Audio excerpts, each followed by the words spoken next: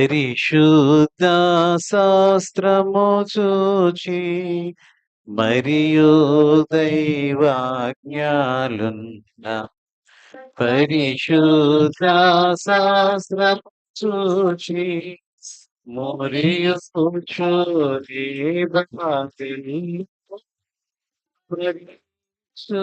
చందు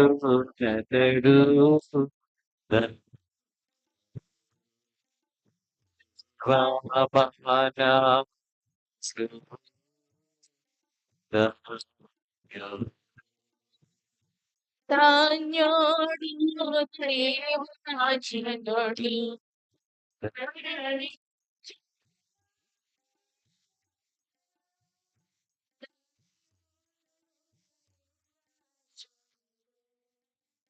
రసి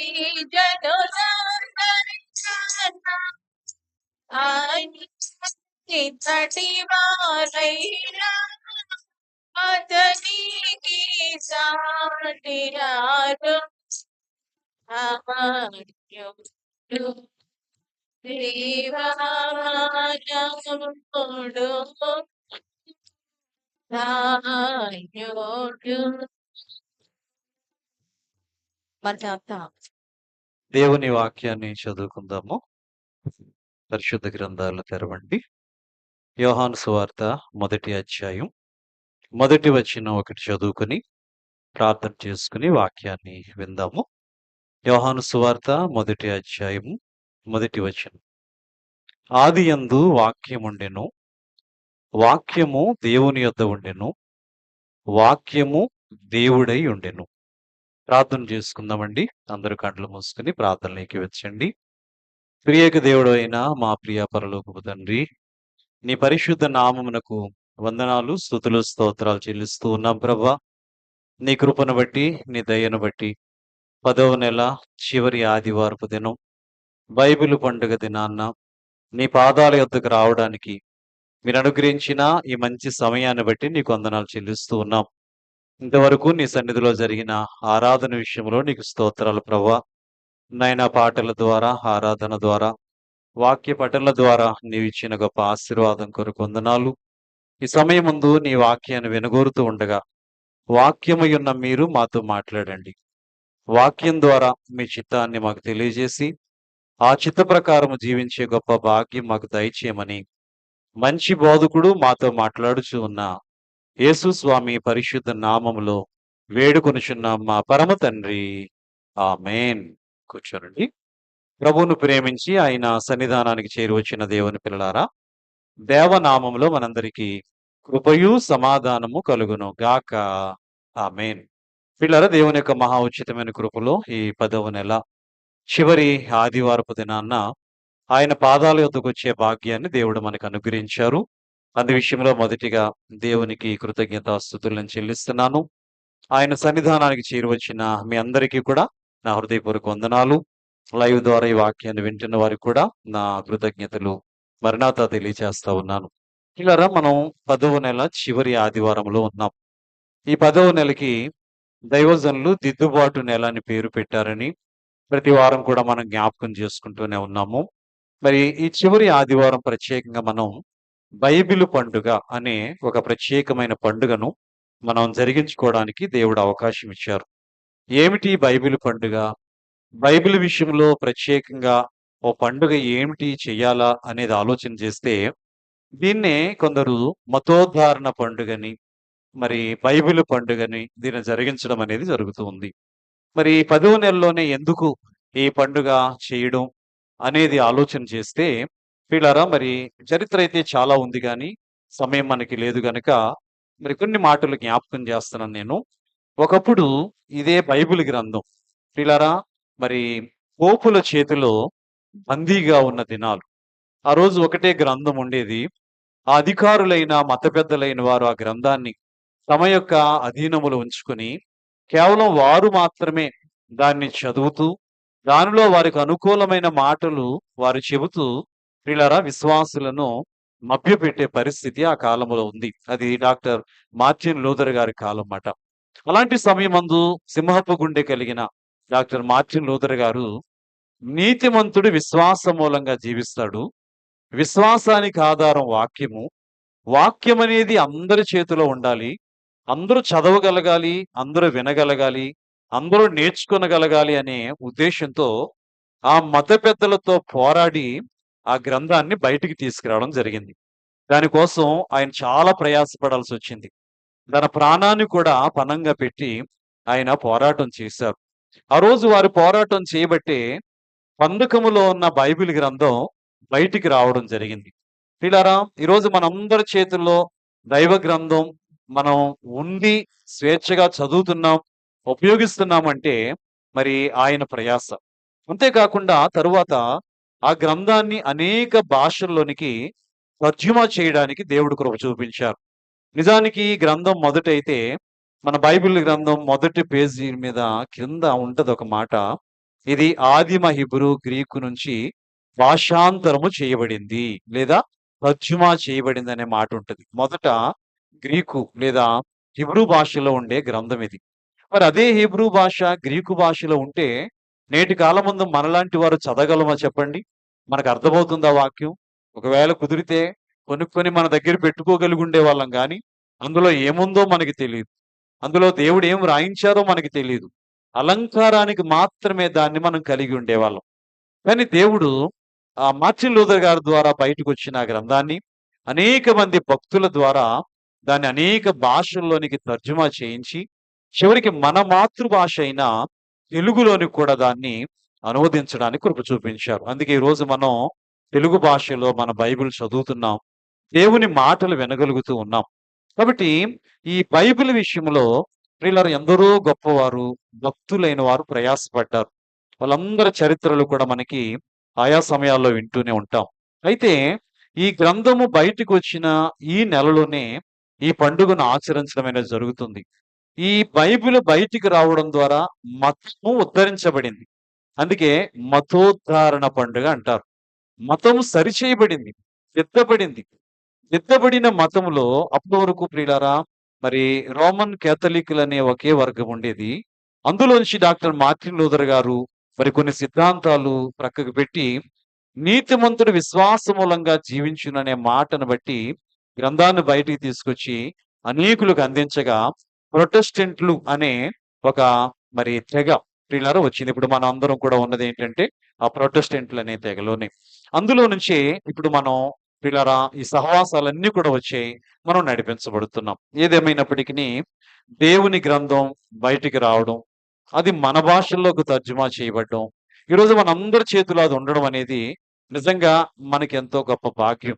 కనుక ఆ భాగ్యాన్ని తలంచుకుంటూ ఈరోజు ఈ పండుగ మనం జరిగించుకుంటున్నాం. అయితే ఈ పండుగలో ఈ వాక్యం యొక్క గ్రంథం యొక్క విలువ ఏంటనేది మనం జ్ఞాపకం చేసుకుని పిల్లరా ఆశీర్వాదం తీసుకుందాం. పిల్లరా మనం చదువుకున్న వాక్యంలో మరి చక్కని విషయాలు ఒక మాట మీకు చెబుతాను. మరి బైబిల్ గురించి లేదా వాక్యం గురించి మనం చెప్పుకోవాల్సి వస్తే ఒక అరగంటో గంటో లేదా ఒక ప్రసంగంలో పూర్తయ్యేది కాదు. కానీ బైబిల్ గురించి వాక్యం గురించి ఎంత విన్నా సరే, ఎన్నిసార్లు విన్నా సరే క్రొత్త విషయాలు దేవుడు మనకి అందిస్తూనే ఉంటారు. క్రొత్త విషయాల ద్వారా దేవుడు మనతో మాట్లాడుతూనే ఉంటారు. కాబట్టి దేవుడు మరి తన వాక్యానికి ఆ శక్తినిచ్చారండి. వినండి, పిల్లలు పాఠశాలకు వెళ్తారు. ఏ సంవత్సరానికి ఆ సంవత్సరానికి వారి పాఠ్య పుస్తకాలు మారిపోతూ ఉంటాయి. ఈ సంవత్సరం చదివిన పుస్తకాలు మరలా సంవత్సరం చదవరు. వారికి ప్రత్యేకంగా మారుతూ ఉంటాయి. కానీ విశ్వాస జీవితంలో ఎన్ని సంవత్సరాలుగా చదివినా మనకి ఇదే పుస్తకం ఏమండి ఇదే గ్రంథాన్ని మనం చదువుతూ బలపడుతూ ముందుకు సాగుతున్నాం. మనం పోయిన ఏడాది చదివాం కదా, పోయిన ఏడాది విన్నాం కదా అని అనుకోవడానికి ఉండదు. ఎప్పటికప్పుడే నూతన విషయాలు దేవుడు మనకి అందించేవారై ఉన్నారు. అది మనం గుర్తుపెట్టుకుని వాక్యం పట్ల ఆసక్తి కలిగి ఉండాలి. అసలు వాక్యం అనేది ఏమిటి? దాని గురించిన విషయాలు మనం చదువుకున్న ఒకసారి యోహాను సువార్త మొదటి అధ్యాయం చూడండి. యోహాను సువార్త మొదటి అధ్యాయం మొదటి వచనంలో 3 మరి మాటలు ఉన్నాయండి. ఆ 3 మాటల్లో అసలు వాక్యము ఎప్పుడుంది? వాక్యము ఎక్కడుంది? వాక్యము ఏమై ఉంది? ఏండి ఈ మూడింటికి సమాధానం ఒకే వచనంలో వ్రాయబడింది. యోహాను సువార్త మొదటి అధ్యాయం మొదటి వచనంలో వాక్యం అనేది ఎప్పటి నుంచి ఉంది? వాక్యం అనేది ఎక్కడుంది? అసలు వాక్యము ఏమై ఉంది? ఏమండి మూడింటికి సమాధానం. చదువుదాం మళ్ళీ. యోహాను సువార్త 1:1 ఆదియందు వాక్యముండెను. చెప్పండి. ఈ వాక్యం ఎప్పటి నుంచి ఉందటండి? ఆది నుంచి కూడా ఉంది. పిల్లారా, ఈ సృష్టి ప్రారంభానికి ముందు నుంచి కూడా ఈ వాక్యం అనేది కనబడుతుంది. మనం అనుకుంటాం, చాలా మంది తెలియక ఈ బైబిల్ గ్రంథాన్ని అపార్థం చేసుకుంటూ, బైబిల్ గ్రంథం కొన్ని వేల సంవత్సరాల క్రితమే వచ్చింది, ఈ వాక్యం అప్పటిది అనుకుంటున్నారు. అమ్మా, వ్రాత రూపంలోకి లేదా ముద్రణ రూపంలోకి, పుస్తకము రూపంలోకి వచ్చి వేల సంవత్సరాలు అయింది. కానీ ఈ మాటలు పుస్తకము రూపంలోకి రాకముందే పిల్లరా ఇవి ఉన్నాయి. పలుకు రూపములో, స్వరము రూపములో, శబ్దము రూపములో ఈ వాక్యం ఉంది. మీకు అర్థం కావాలంటే, దేవుడు సృష్టిని చేసినప్పుడు క్రమాన్ని మనం గమనించినట్లయితే, ఏ రోజుకి ఆ రోజు దేవుడు ఒక మాట పలుకుతారు. ఏమండి? వెలుగు కలుగునగాక అని పలుకగా వెలుగు కలిగెను. పలుకు ఏదైతే దేవుని నోటి నుంచి వచ్చిన పలుకు ఏదైతే ఉందో, ఆ పలుకే దేవుని వాక్యం. ఆ వాక్యమే శక్తి కలిగినదే, అద్భుతమైన కార్యాలు చేసింది. ఆ 6 రోజులు దేవుడు చేసిన సృష్టి చూడండి. పలుకగా పలుకగా పలుకగా అంటే దేవుడు పలకగానే వెలుగు కలిగింది.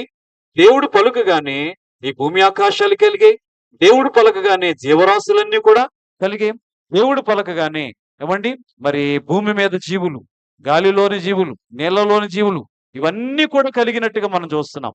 నేల నుండి అనేకమైన ప్రియులారా మొక్కలు గాని, మరి వృక్షాలు గాని మరి మొలిచినట్టుగా మనం చూస్తున్నాం. అంటే దేవుని పలుకుకి ఎంత శక్తి ఉందో ఆలోచన చేయండి. ఆ పలుకే వాక్యం. అందుకే మీకు అర్థం కావాలంటే, హెబ్రీ పత్రికలో మనం ఇందాక 2వ వాక్యాన్ని చదువుకున్నాం. హెబ్రీ పత్రికలో మనం చూడగలిగితే పిల్లరా 11వ అధ్యాయంలో 2-3 వచనాల్లో మనకు కనబడుతున్న మాట, ప్రపంచములు దేవుని వాక్యము వలన నిర్మించబడినవనే మాట కనబడుతుంది. చెప్పండి. ప్రపంచములు దేని ద్వారా నిర్మించబడ్డాయటండి? దేవుని వాక్యం ద్వారా నిర్మించబడ్డాయి. అక్కడ ప్రపంచము అని లేదు కానీ ప్రపంచములు అనే మాట కనబడుతుంది. మనకి తెలిసి ఒకటే ప్రపంచం, ఈ భూ ప్రపంచం కదండి. కానీ మనకి తెలియని, మన కంటికి కనబడిన ప్రపంచాలు ఎన్నో ఉన్నాయండి. అంతరిక్షం ఉంది, దానిలోని మనం చూడగలమా చెప్పండి? కష్టం, మన కన్ను చూడలేదు. ఈ భూమి మీద కూడా మనం చూడగలిగింది కొంతవరకే. కాబట్టి ఈ ప్రపంచములు మనం చూడగలిగినదైనప్పటికీ, చూడలేనిదైనప్పటికీ ఇవన్నీ కూడా నిర్మించింది ఏంటంటేటండి దేవుని వాక్యమే. చూడండి, దేవుని వాక్యానికి ఎంత శక్తి ఉందో. కాబట్టి అన్నిటికంటే ముందున్నది దేవుని మాట. ఆ మాటే దేవుని వాక్యమై ఉంది. ఈరోజు దేవుడు ఆ మాటనే మనకి వ్రాత రూపంలో, ఈ పుస్తకం రూపంలో ఉంచారు. చాలా మంది బైబిల్ గ్రంథాన్ని అన్ని పుస్తకాల్లో ఇది కూడా ఒక పుస్తకం లాంటిది అనుకుంటారు. లేదు లేదు, బైబిల్ గ్రంథాన్ని ఓ పుస్తకములా మనం భావించకూడదండి. దీనికి గ్రంథ రాజ్యము అన్నారు. అంటే గ్రంథాలన్నిటిలో కూడా రాజు బాట. ఈ భూమి మీద ఏ గ్రంథానికి లేని పేరు పరిశుద్ధ గ్రంథం అని వ్రాయబడింది. కాబట్టి అలాంటి గ్రంథ రాజ్యము ఒకవేళ మనం కొనగలిగితే ఏం కొంటున్నామో చెప్పమంటారా? ఒకవేళ బైబిల్కి మనం పెడతగలిగితే, మనం ఖర్చు పెట్టే దేనికోసమే తెలుసండి? దానిలో ఉన్న కాగితాలకి మాత్రమే. దానిలో ఆ ముద్రించబడిన ఆ ప్రింటింగ్ ఖర్చు మాత్రమే మనం పెట్టగలుగుతున్నాం. కానీ నిజంగా ఇందులో ఉన్న వాక్యాలకి మనం ఎవ్వరము కూడా వెల చెల్లించలేమండి. వాక్యము అమూల్యమైనది. అమూల్యం అంటే ఏంటో తెలుసా? మూల్యం అంటే ఖరీదు.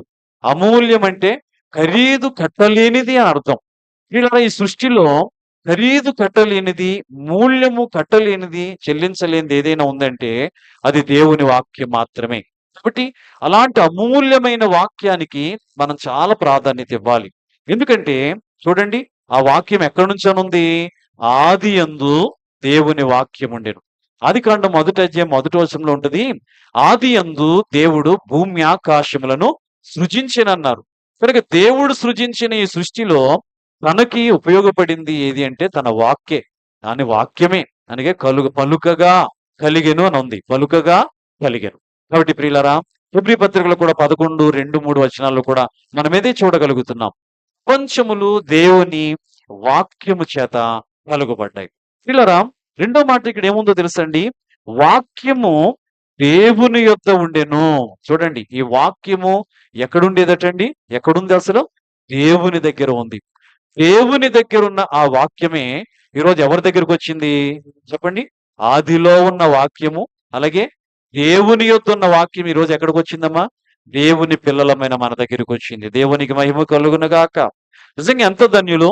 దేవుని దగ్గర ఉండాల్సిన వాక్యం, దేవునిదయ్యున్న ఆ వాక్యం ఈరోజు మన చేతిలోకొచ్చిందంటే నిజంగా మనం ఎంత గౌరవించాలి, ఎంతగా దేవుని స్తుతించాలి, ఎంతగా గనపరచాలి.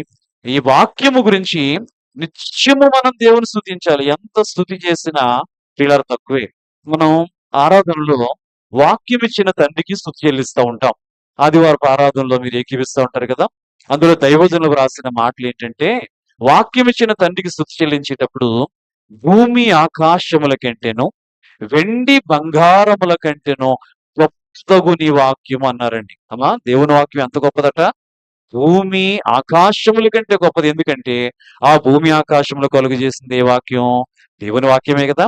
వెండి బంగారాల కంటే గొప్పదంటున్నారు. అంటే ఈ వెండి బంగారాలను కూడా ఈ భూమిలో పెట్టింది ఆ వాక్యమే కదండి! అయితే విచారం ఏంటో తెలుసా? దేవుని పిల్లలైన వారు భూమి ఆకాశముల కంటే విలువైన ఈ వాక్యానికి, వెండి బంగారాల కంటే విలువైన ఈ వాక్యానికి విలువని ఇవ్వలేకపోతున్నారు ఈరోజు. చాలా విచారకరమైన విషయం. దేవుని పిల్లలే దేవుని వాక్యానికి విలువివ్వలేని పరిస్థితి. ఎలాగో తెలుసండి? పిల్లరా, ఉండడమైతే వాళ్ళ చేతిలో బైబిల్ ఉంటున్నాయి. కొనుక్కోవడం అయితే కొనుక్కుంటున్నారు కొందరు. కొందరైతే ఇంకా విచారం ఏంటంటే కనీసం సొంత బైబిల్ గ్రంథము కూడా లేకుండా ఈరోజు విశ్వాసులుగా కొనసాగుతున్న వారు కూడా ఉన్నారంటే ఎంత విచారం అండి! కనీస ఆలోచన, కనీస జ్ఞానం. నేను దేవుని బిడ్డను. నన్ను వెలిగించింది దేవుని వాక్యం. నన్ను నడిపించేది దేవుని వాక్యం. నన్ను బాగు చేసేదే దేవుని వాక్యం. నన్ను పరలోకానికి తీసుకెళ్లేదే దేవుని వాక్యం. ఆ వాక్యం నాకంటూ సొంతంగా ఒక గ్రంథం ఉండాలి కదా! నాకంటూ సొంతంగా గ్రంథం ఉంటే అది నాకు దీవెన కదా! అనే ఆలోచన, తలంపు ఈరోజు క్రైస్తవుల్లో చాలా మందికి లేదండి. మీరు చూసుకోండి, చాలా మంది చేతుల్లో బైబిల్ ఉండదు. ఏవండి? విలువైన వేలు, లక్షల ఖరీదైన ఫోన్లు వాడగలుగుతున్నాం గానీ, అమ్మా, వందలు పెడితే ఖరీదైన వచ్చే ఆ గ్రంథాన్ని ఈ రోజు సంపాదించలేని దుస్థితిలో ఉన్నారు. చాలా నిర్లక్ష్యం మాట. చాలా మంది నిర్లక్ష్యం. ఫోన్‌లో ఉంది కదా బైబిల్ అనుకుంటున్నారు. ఫోన్‌లో ఉన్న బైబిల్‌కిని, పుస్తక రూపంలో ఉన్న బైబిల్‌కి ఎంత వ్యత్యాసం అండి? బైబిల్ పట్టుకున్నప్పుడున్న ఆ భక్తి ఫోన్ పట్టుకున్నప్పుడు ఉంటదా చెప్పండి? బైబిల్ పట్టుకున్నప్పుడు ఆ మనం ఎలా పడితే అలా పట్టుకోం బైబిల్. శుభ్రంగా ఉంటేనే, శుద్ధిగా ఉంటేనే. ఏవండి? కొంతమంది స్నానము చేస్తేనే గాని బైబిల్ ముట్టుకోరు. ముట్టుకోకూడదు కూడా. అర్థమవుతుందా? కొంతమంది ఎలా పడితే అలాగన ముట్టుకుంటారు. ఎలా పడితే అలాగా పడేస్తా ఉంటారు. మందిరానికి వచ్చేటప్పుడు జాగ్రత్తేస్తారు. మళ్ళీ ఇంటికెళ్ళాక బైబిల్ ఎక్కడ పెడతారో తెలీదు. ఏ మూలన ఉంటదో తెలీదు. మరలా ఆరాధనకు వచ్చేప్పుడు వెతుక్కోవాలమాట అది. ఏమండి? చూడండి, చాలా మందికి వాక్యం అంటే నిర్లక్ష్యం. అపవిత్రమైన చేతులతో దాన్ని ముట్టకూడదండి. చాలా పవిత్రమైనది. పిల్లరా, దైవజనులైతే ఓ తెల్లని వస్త్రములో దాన్ని చుట్టి ఒక పెట్టెలో పెట్టేవారట. మరలా దాన్ని చదవాల్సి వచ్చినప్పుడు తెరిచి ఎంతో పవిత్రంగా దాన్ని చదివి మరలా దాన్ని జాగ్రత్తగా పెట్టుకునేవారు. వెండి బంగారాల కంటే విలువైందని మనం అన్నాం గదా! మరి వెండిని ఎక్కడ పెడితే అక్కడ పడేస్తామా? బంగారాన్ని ఎక్కడ పెడితే అక్కడ పడేస్తామా? కానీ ఈ రోజు అంతకంటే విలువైన బైబిల్‌కి ఇలా విలువ లేని పరిస్థితి దేవుని పిల్లలే. ఇక లోకంలో ఉన్నవారంటారా? ఈ గ్రంథాన్ని విలువ తెలియక కాల్చేవారు కొందరు, కాళ్ళతో తొక్కేవారు కొందరు, చింపేవారు కొంతమంది, ఉమ్మి వేసేవారు కొంతమంది, నానా రకాలుగా ఇబ్బంది పెట్టారు. వారికి తెలీదు. వాళ్ళు ఏం చేస్తున్నారో వారికి తెలియదు. దాని విలువ ఏంటో తెలియదు కాబట్టి వాళ్ళు ఏమైనా చేస్తారు. ఏవండి? తెలియక చేస్తున్నారు. కానీ ఈ రోజు దాని విలువ ఏంటో తెలిసిన దేవుని పిల్లలమైన మనం ఏం చేస్తున్నాం చెప్పండి? పిల్లరా, ఈరోజు ఆ గ్రంథానికి విలువ ఇవ్వాలి. ఎందుకంటే చెప్తున్నాం కదా, ఆదియందు ఉన్నది ఆ వాక్యం. రెండోది, వాక్యం ఎక్కడుందటండి? దేవుని దగ్గర ఉంది. దేవుని దగ్గర ఉన్న వాక్యం ఈరోజు మన దగ్గరికి వచ్చింది. మూడవది చూడండి, అద్భుతమైన మాట. వాక్యము దేవుడై ఉండెను. దేవునికి మహిమ కలుగునగాక. ఇంతకీ ఈ వాక్యమే ఎవరటండి? ఈ వాక్యమే దేవుడై ఉన్నారట. ఇంకెంతకంటే అద్భుతమైన మాట మనకి ఏం కావాలమ్మా? వాక్యము గురించిన ప్రత్యేకత ఏంటి, గొప్పేంటి అని ఎవరిని అడిగితే ఈ ఒక్క వచనం చాలండి మీరు వారికి చూపించడానికి. వాక్యము దేవుడై ఉండెను. కాబట్టి వాక్యమే దేవుడుగా ఈరోజు మన చేతుల్లో ఉన్నారండి. 2000 సంవత్సరాల క్రితం ఇదే వాక్యము ఏమయ్యారో తెలుసండి? 14వ వచనం మీరు చదవగలిగితే, ఇదే యోహాను సువార్త 1వ అధ్యాయం 14వ వచనం. ఆ వాక్యము శరీరధారి అయి కృపా సత్య సంపూర్ణుడిగా మన మధ్య నివసించను. వాక్యమే ఏ రూపంలోకి వచ్చేసిందటండి? ఆ రోజు దేవుని మాట రూపంలో ఉన్న వాక్యం 2000 సంవత్సరాల క్రితం శరీరధారిగా వచ్చేసారు. ఎవరు ఆ శరీరధారి అంటే మన ప్రభువైన యేసయ్యే. ఆయనకి వాక్యం అనే పేరు ఉంది. కనుక దేవుని వాక్యం అంటే ఒకటి దేవుడే. మనం అదే చదువుకున్నాం కదా, వాక్యము దేవుడయ్యుండి. ఇప్పుడు మీ చేతిలో బైబిల్ గ్రంథం ఉంది అంటే మీ చేతిలో ఎవరు ఉన్నట్టమ్మా? చెప్పండి. మీ చేతిలో ఎవరు ఉన్నట్టు? దేవుడు ఉన్నట్టా కాదా చెప్పండి? దేవుడు మీ చేతిలో ఉన్నారంటే ఎలా ఉండాలి చెప్పండి? ఒక విలువైన వస్తువు ఉంటేనే ప్రియులారా మనం జాగ్రత్త పడతామే.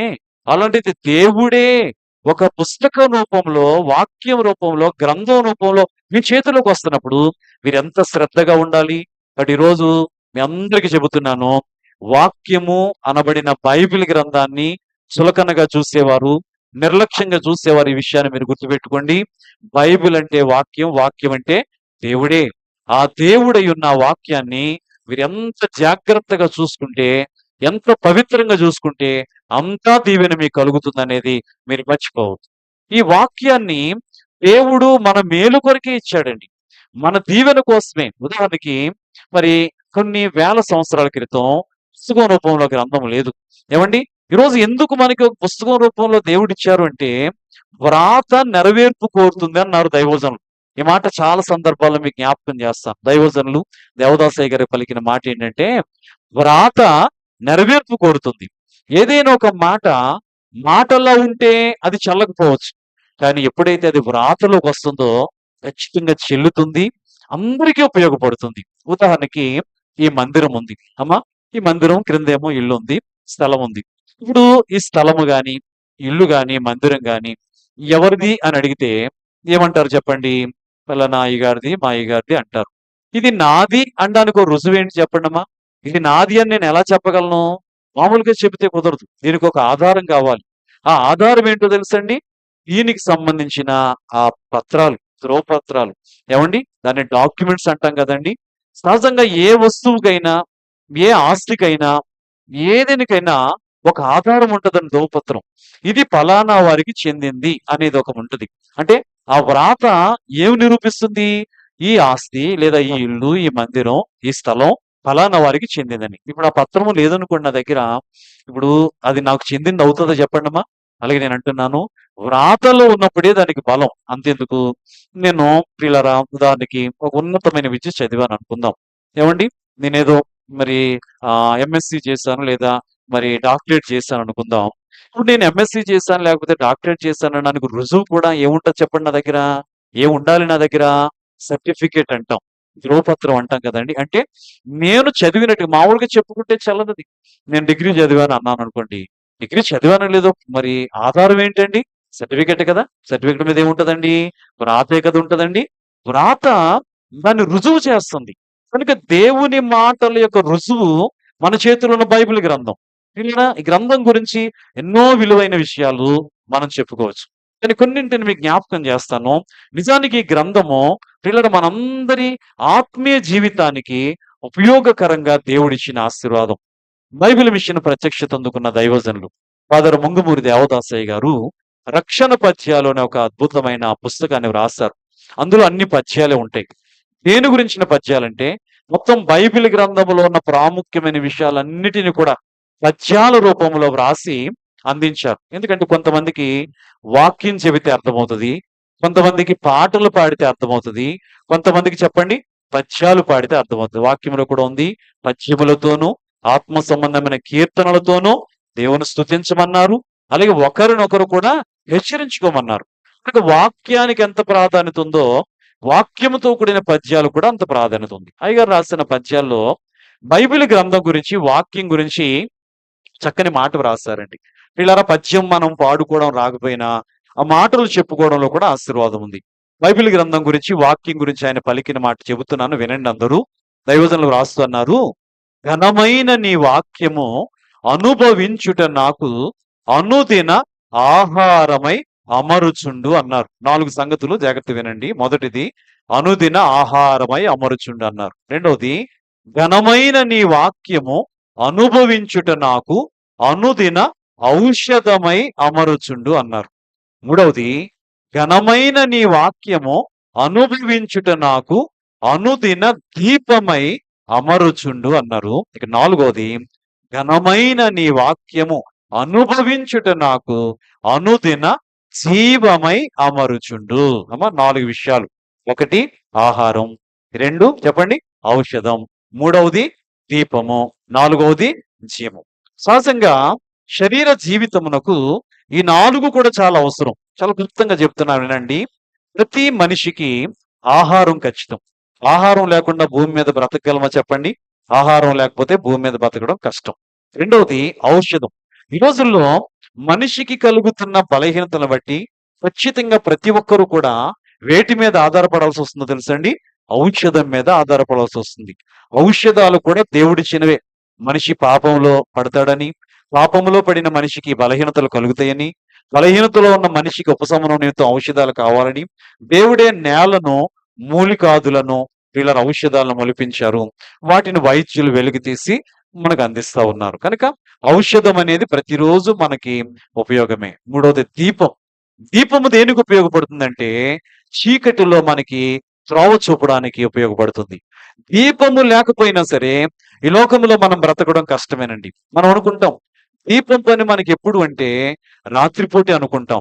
మీకు తెలుసా, పగటిపూట కూడా మనకి దీపము లేకుండా జీవించలేం. మీరు అనొచ్చు, పగలు మనం దీపాలు వాడం కదా అంటాము. మనం వాడం, కానీ దేవుడే ఒక దీపం మనకి పెట్టారు తెలుసా? పగటి నేలుటకు పెద్ద జ్యోతిని, రాత్రి నేలుటకు చిన్న జ్యోతిని నక్షత్రాలు కలుగజేశారని ఆది కాండంలో సృష్టిని చేసిన సమయంలో దేవుడు ఆ పని పెట్టారు. వినండి, పగట్లు మనకి వెలుగునిచ్చే ఆ పెద్ద జ్యోతి పేరేంటో తెలుసండి? సూర్యుడు. రాత్రిపూట వెలుగునిచ్చే ఆ చిన్న జ్యోతి పేరేంటో తెలుసండి? చంద్రుడు మరియు నక్షత్రాలు. వీటి ద్వారా సృష్టిలో వెలుగు అనేది కలుగుతుంది. అయితే చూడండి, పగలు మనం బయట అంత వెలుతురు కనబడుతుంది. ఆ వెలుతురంతా దేన్ని బట్టి అంటే సూర్యుని బట్టి. ఇశ్రాయేలులు ఐగుప్తు దేశంలో ఉన్నప్పుడు మరి ఐగుప్తీయులకు 10 రకాల శ్రమలు కలిగినప్పుడు అందులో ఒక శ్రమ ఏంటంటే 3 దినాలు కఠికమైన చీకటిలో ఐగుప్తులు ఉండిపోయారు. నిర్గమకాండంలో వాటి వివరాలు ఉంటాయి. ఏమంటే ఎంత కఠిక చీకటి అంటే చేతికి తగులునంత చిక్కని చీకటి అన్నారు. నిజానికి చీకటి చేతికి తగులుతుందా? తగలదు కదా. మనం నీళ్లలో చేయి పెడితే ఆ నీళ్లు మన చేతికి తగులుతాయి, చీకటి తగలదు. కానీ ఆ రోజు వచ్చిన ఆ 3 దినాల చీకటి చేతికి తెలియనంత చిక్కని చీకటి. అందుకేనంట ఐగుప్తీయులు ఆ చీకటి పడేసరికి ఎవరు ఎక్కడున్నారో అక్కడ నుంచి కదలలేదటండి. నిద్రపోవడానికి లేదు, తినడానికి లేదు, కూర్చోడానికి లేదు. నిజానికి ఎంత ఇబ్బంది అంటే 3 దినాలు ఆ కటిక చీకటిలో వారు ఎలా గడిపారో ఆలోచన చేయండి. కాబట్టి ఆ చీకటి వీళ్ళరా జీవితాన్ని ఇబ్బంది పెడుతుంది. అలాగే నేను అంటున్నాను, మన అనుదిన జీవితంలో వెలుగు దీపం అనేది ఎలాగా అవసరమో అది మనం గమనించాలి. ఇక 4వది, అసలు మనం బ్రతికుండాలంటే మనలోకి ఏమి రావాలి చెప్పండి? జీవము రావాలి. ఏమండి, ఈ జీవము లేకపోతే అసలు మనం బ్రతికుండడమే కష్టం. కనుక ఏ రోజుకి ఆ రోజు మనలో జీవం ఉంటేనే గాని ఈ భూమి మీద ఉండలేం. ఇప్పుడు మరలా 4, మనకు అనుదినము శరీరానికి ఆహారం కావాలి, అనుదినము శరీరానికి ఔషధాలు కావాలి, అనుదినము మన శరీరానికి దీపం కావాలి, అనుదినము మన శరీరానికి జీవము కావాలి. ఈ 4 ఉంటేనే మన భూమి మీద జీవితం కొనసాగుతుంది. అయితే దైవజనులు చెప్పిన ఆ పద్యములో ఉన్న ఆంతర్యం ఏంటో తెలుసండి? ఇవి శరీరానికి ఎలాగ అవసరమో ఈ శరీరములో దేవుడు పెట్టిన విలువైన సాధనం ఒకటి ఉందండి. దాని పేరే ఆత్మ. ఈ ఆత్మకు కూడా ఈ 4 అవసరమే. శరీరానికి ఎలాగ అవసరమో శరీరములో దేవుడు పెట్టిన ఆత్మకు కూడా ఈ 4 కూడా అవసరమే. శరీరం మంటి నుంచి వచ్చింది, ఆత్మ ఎక్కడి నుంచి వచ్చింది చెప్పండమ్మా? దేవుడి నుంచి వచ్చింది. మీకు అర్థం కావాలంటే దేవుడు మనిషిని చేసినప్పుడు మట్టితో చేశారు. మట్టితో చేయబడిన ఆదాము చూడడానికి ఒక మట్టి బొమ్మలాగే ఉన్నాడు. మట్టితో చేయబడ్డాడు గాని, దేవుని చేతులతోనే చేయబడ్డాడు గాని, అతనిలోనికి దేవుని ఊపిరి వచ్చే వరకు కూడా కదులు లేదు, మెదులు లేదు. కళ్ళున్నాయి కానీ చూడవు, నోరుంది కానీ మాట్లాడలేదు, చెవులున్నాయి కానీ వినలేవు కదా. అప్పుడప్పుడు మనం కూడా చూస్తూ ఉంటాం కొన్ని మట్టి బొమ్మలను. అన్నీ ఉంటాయి ఏమండి, అన్ని ఉన్నా వాటిలో ఏ కదలిక ఉండదు. అలాగే ఆదాము కూడా మట్టితో చేయబడిన బొమ్మ. కాబట్టి దేవుడు ఇప్పుడు ఏం చేశాడంటే ఆదాము నాసిక రంధ్రాల నుంచి ముక్కులో నుంచి తనలో ఉన్న ఊపిరిని ఊదారు. అద్భుతమైన మాట ఉంటది. దేవుడు ఊపిరిని ఊదగా నరుడు జీవాత్మ ఆయను అన్నారు. ఏమయ్యారటమ్మా? జీవాత్మ. 2 పదాలవి. ఒకటి జీవము, రెండోది ఆత్మ. ఎప్పుడైతే దేవునిలో ఉన్న ఊపిరి మనిషిలోకి వచ్చిందో జీవము వచ్చింది. అంటే ప్రాణం. జీవం అంటే ప్రాణం. దానితో పాటు ఏమొచ్చిందో తెలుసా మనిషిలోకి? ఆత్మ కూడా వచ్చింది. నరుని ఆత్మ యెహోవా పెట్టిన దీపం. ప్రియులారా, ఈ జీవము, ఈ ఆత్మ ఎవరివంటే దేవునివి. అంటే ఇవి ఎప్పుడైతే మనిషిలో ఉంటాయో ఈ మట్టికి విలువ వచ్చింది. ఎప్పుడైతే జీవము, ఆత్మ మనిషిలోకి వచ్చిందో ఇప్పుడు ఆదాము ఏం చేయడం మొదలు పెట్టాడమ్మా? కళ్ళు తెరిచాడు, చూస్తున్నాడు, దేవుని చూస్తున్నాడు, దేవుని మాట వింటున్నాడు. అమ్మా, దేవుడు చెప్పినట్టు చేస్తున్నాడు, నడుస్తున్నాడు, చేతులతో పట్టుకుంటున్నాడు, ఆ సృష్టి అంతటిని గమనిస్తున్నాడు. అంతవరకు మట్టి బొమ్మే. దేవునిలోంచి జీవాత్మ రాకముందు ఆయనలో ఏ చలనము కూడా మార్పు లేదు. ఇప్పుడు దేవుడు ఆయనకిచ్చిన ఆత్మను ప్రియులారా ఆయన మరి కాపాడుకోవాల్సిన బాధ్యత ఉంది. ఇప్పుడు చూడండి, ప్రసంగి గ్రంథంలో మాట ఉంటది. మరి మన్నైనది వెనుకటికి మన్నైపోతది, ఆత్మ దాన్ని దయచేసిన దేవుని యొద్దకు వెళ్తుంది అన్నారు. జాగ్రత్త గమనించండి, అక్కడ కూడా వ్రాయబడిన మాట ఏంటంటే మన్ను. ఏమంటే శరీరం ఎక్కడి నుంచి వచ్చింది? మట్టిలోంచి వచ్చింది. మరలా ఎక్కడికి వెళ్ళిపోద్ది ఒక రోజు? అమ్మా, ఈ శరీరానికి ఎన్ని ఆడంబరాలు చేసినా, ఎన్ని రంగులు వేసినా, ఎన్ని పూతలు పూసినా, చెప్పండి, ఎన్ని అంగులు ఆర్భాటాలు చేసినా ఒక రోజు ఎక్కడికి వెళ్ళిపోవాల్సింది? ఏ మట్టిలోంచి వచ్చిందో ఆ మట్టిలోకి వెళ్ళిపోవాలి. కానీ ఇందులో ఉన్న ఆత్మ ఉంది చూసారా, ఇది ఎక్కడికి వెళ్ళాలి లెక్క ప్రకారం? అక్కడున్న మాటను బట్టి ఆత్మ దాన్ని దయచేసిన దేవుని దగ్గరికి వెళ్ళాలనే మాట ఉంది. అయితే విచారం ఏంటంటే దేవుని దగ్గరికి వెళ్ళాల్సిన ఆత్మలు కొన్ని దేవుని దగ్గరికి వెళ్ళడం లేదు. ఎందుకు వెళ్ళడం లేదు తెలుసండి? దేవుడు ఎంత పవిత్రంగా ఆత్మనిచ్చాడో మళ్ళా దేవునికి అప్పగించేటప్పుడు అంత పవిత్రంగా ఆత్మను అప్పగించలేకపోతున్నారు. బైబిల్ గ్రంథంలో మనం చూస్తాం, తమ ఆత్మలను దేవునికి అప్పగించిన వారు. ఏమండి, స్టెఫెన్ గారు కనబడతారు. ఆయన చనిపోయేటప్పుడు ఏమంటాడు తెలుసా? దేవా, నా ఆత్మను నీ చేతులకి అప్పగిస్తున్నాడు. పరిశుద్ధమైన జీవితం జీవించి అప్పగించారు. సాక్షాత్తు ప్రభువే ఏమండి సిలువలో చనిపోతూ ఆయన ఏమన్నారు చెప్పండి? ఇదిగో తండ్రి, నా ఆత్మను నీ చేతులకి అప్పగిస్తున్నానని ఆరో మాట పలికారు కదా. కాబట్టి వినండి, మరి ఎవరికి వారే తమ ఆత్మలను దేవునికి అప్పగించుకోవాలి. అయితే ఎలా అప్పగించుకోవాలి? ఉదాహరణకి చెప్తాను. మన దగ్గర నుంచి ఎవరో ఒకరు ఒక విలువైన తెల్లని వస్త్రం తీసుకున్నాడు అనుకుందాం. మన దగ్గరికి వచ్చారు. అయ్యా, మీ దగ్గర తెల్లని ఆ టవల్ ఉంది కదా, నాకు ఒకసారి ఇవ్వండి అన్నారు. తీసుకున్నారు. వారి పని అయిన తర్వాత తెచ్చి ఇచ్చారు. వారు ఇచ్చినప్పుడు మొదట మనం పరీక్షిస్తాం. ఏం పరీక్షిస్తాం? మనం ఇచ్చింది ఇచ్చినట్టు ఉందా లేదా? అమ్మా, వస్త్రమే కానివ్వండి, ప్రియులారా, అలాగే ఏదైనా వస్తువే కానివ్వండి, ఏదైనా మనం ఇతరులకు ఇచ్చినప్పుడు దాన్ని ఏం చేస్తామో తెలుసండి ప్రియులారా? పరీక్షిస్తాం. మనం పరీక్షించి దానిలో మనం ఇచ్చింది ఇచ్చినట్టు లేదు, ఏదైనా లోపం ఉంది అనిపించింది అనుకోండి, వెంటనే వారితో ఏమంటాం చెప్పండి? నేను ఇచ్చినప్పుడు ఇలా లేదు కదా, నేను ఇచ్చినప్పుడు చాలా శుభ్రంగా ఇచ్చాను, పనిచేసేది ఇచ్చాను, నీవు నాకు ఇచ్చేటప్పుడు ఎలాగిచ్చావు ఏంటని వారితో వాదానికి దిగుతామా లేదా చెప్పండి అమ్మా? అడుగుతాం. నేను ఇచ్చింది నాకు ఇచ్చినట్టు ఇవ్వని అడుగుతాం కదా. మరి వాళ్ళు అలా ఇచ్చారు అంటే సరే సరే, లేదంటే నాకు అక్కర్లేదు తీసేసుకొని వాళ్ళకి విడిచిపెట్టేస్తాం కదా. ఒక్కొక్కసారి అలా జరుగుతూ ఉంటుంది. కాబట్టి ఎందుకు నేను చెప్తున్నానంటే, ఎవరైనా మన దగ్గర నుంచి ఏదైనా తీసుకున్నప్పుడు వాళ్ళు మరలా మనకి తీసుకున్నది తీసుకున్నట్టే ఇవ్వాలని ఎలా కోరుకుంటామో, దేవుడు కూడా మనలో తన ఆత్మను పెట్టాడండి. తన ఆత్మను పెట్టి ఈ ఆత్మ పరిశుద్ధంగా ఉండాలి. మరలా తాను అడిగినప్పుడు, తాను తీసుకున్నప్పుడు ఈ ఆత్మ దేవునికి ఎలాగ అప్పగించుకోవాలి చెప్పండి? పరిశుద్ధంగానే అప్పగించుకోవాలి. లేదు ఈ ఆత్మను పాడు చేసి, ఆత్మకు కలంకం తెచ్చుకుని, ఆత్మను గాని మనము పాడు చేసుకున్నామంటే దేవుడు ఆత్మను తీసుకోడండి. ఇంకా దేవుడు తీసుకోలేదంటే ఇంకా ఆత్మ ఎక్కడికి వెళ్ళాలో తెలుసండి? చెప్పండి. మీకు ఇచ్చిన వస్తువు నచ్చలేదు, నేను ఇచ్చినట్టు ఇవ్వలేదు, నువ్వు వద్దంటే నేను ఇదే ఇస్తాను, కావాలితే తీసుకో, లేకపోతే లేదంటే వాళ్ళ కళ్ళ ముందే ఆ వస్తువుని ఏం చేస్తామో తెలుసండి? వాళ్ళ కళ్ళ ముందే తీసి ఆ పెంట మీద పడేస్తాము. చూడండి, లేకపోతే ఆ కాలువలో పడేస్తాం, లేదా అగ్నిలో పడేస్తాం. నాకు అక్కర్లేదు అని మనం కోపంతో ఏం చేస్తాం చెప్పండి? అలాగే దేవుడిచ్చిన ఆత్మను గాని మనం పదిలంగా చేయలేదనుకోండి, ఇవ్వలేదనుకోండి, అవసరమైతే ఈ ఆత్మలు కూడా ఎక్కడికి వెళ్ళిపోవాల్సి వస్తుంది తెలుసండి? అగ్ని ఆరదు, పురుగు చావుదనబడిన ఆ నరకాగ్నిలోకి వెళ్లాల్సిన పరిస్థితి వస్తుంది. కనుక ఈ రోజు మన బాధ్యత, మన ఆత్మల విషయంలో భారము కలిగి బాధ్యత కలిగి ఉండాలి. అలాగున ఆత్మలు ప్రియులారా శుద్ధిగా ఉండాలంటే దైవజనులు చెప్పిన ఈ 4 మాటలు మరలా జ్ఞాపకం చేస్తున్నాను. ఈ ఆత్మకు కావలసిన ఆహారం ఉంది, ఆత్మకు కావలసిన ఔషధం ఆత్మకు కూడా ఆహారం కావాలి. తెలుసా మీకు?